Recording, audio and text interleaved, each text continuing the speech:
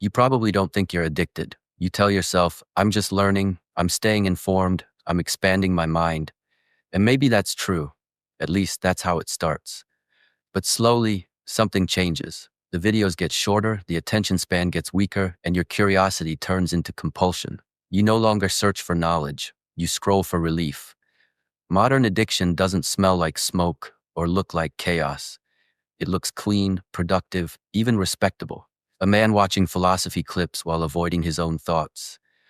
A woman listening to motivational podcasts while never moving an inch closer to her goals. A student researching success but never practicing discipline. This is what psychologists call the illusion of growth, where your brain rewards you for consuming information but never applying it. It's learning without transformation. Here's the uncomfortable truth. Your brain doesn't get addicted to content. It gets addicted to anticipation. Each time you hover over a thumbnail, there's a tiny rush of dopamine whispering, maybe this one will fix everything. And so, you click again. Not because you found what you were looking for, but because you're still searching for the feeling of hope. The algorithm knows that. It studies your pauses, your clicks, your emotions. It learns your patterns better than you ever learned yourself. And slowly, it turns your curiosity into currency. Every scroll, every autoplay, every suggestion, it's not there to educate you. It's there to extend your attention just a few seconds longer. Because the product was never the content. The product is your focus. And the more you surrender it, the less of it you have left for yourself. But addiction isn't always about pleasure. Often it's about avoidance. People don't scroll because they're lazy. They scroll because they're scared. Scared of stillness, scared of facing silence, scared of realizing how much time has slipped away. Psychologists call this escape behavior, using stimulation to run from discomfort. YouTube isn't stealing your time. It's protecting you from the truth you don't want to face. That truth might be that you're not living the life you wanted, that your potential still sleeps inside excuses, that it's easier to listen to people who sound wise than to become someone who is.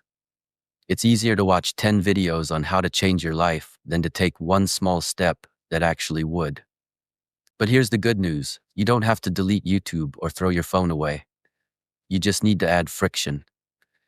Psychologists call it friction theory. It means creating tiny barriers between you and your impulses. Move the app off your home screen. Turn off autoplay. Log out every time you close it. Watch only what you deliberately search for.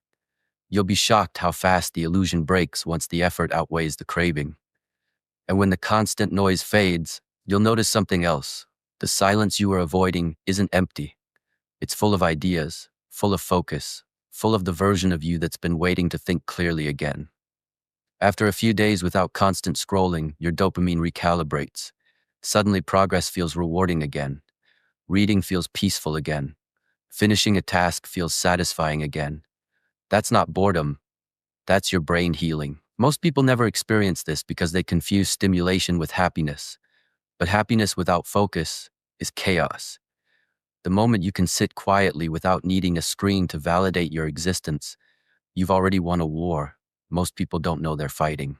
A Stanford study once said, "The greatest addiction of our time isn't drugs, it's distraction."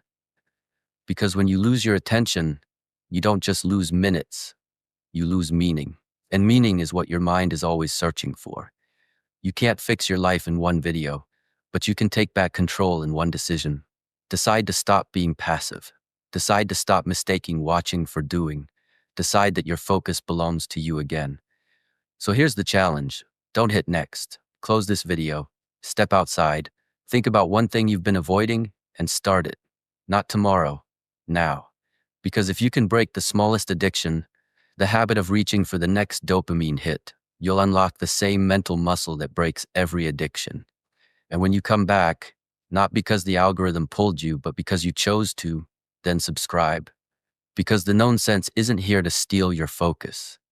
It's here to help you understand it and take it back. Stay aware, stay focused. And remember, the scariest prison is the one built from comfort. And the most powerful freedom is the moment you finally choose awareness over autopilot.